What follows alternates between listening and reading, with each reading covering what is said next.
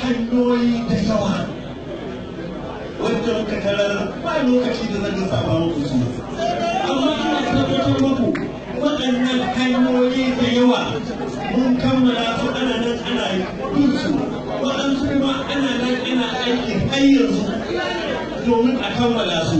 ko a gaya mun wani aiki ne wanda yake ba mu kammala ba wani aiki ne wanda yake ba ma yin sa abu ɗaya ne kawai ina tabbatar maka wanda ba za mu yi ba shi ne da aiki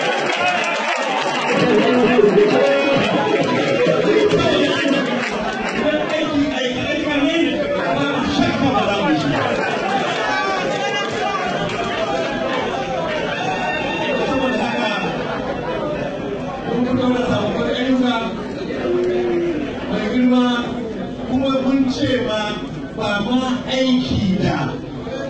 ubanmu ya bari ba aiki ma da kakanmu ya bari za mu kammala ba mu kammala asibitin gididuwa shekara na mutum da aka bashi shi baban namu me yasa bai yi wannan asibiti bai shekara 4 bai yi shi ba idan an tambaye ku an ce ba ma yin aikin da aka bari ku tambaye shi me yana labarin asibitin gigindu mu je mu da su mu tsaya gaban wannan asibiti mu daga hannu mu ce asibitin da waye naku asibitin da yara mu da su shekara nawa tun da aka bar shi shekara 10 da suka zo suka shekara 4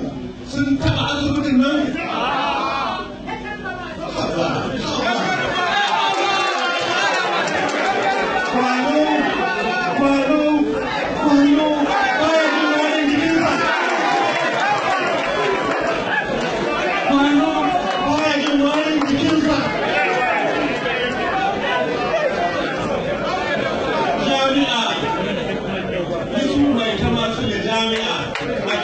cewa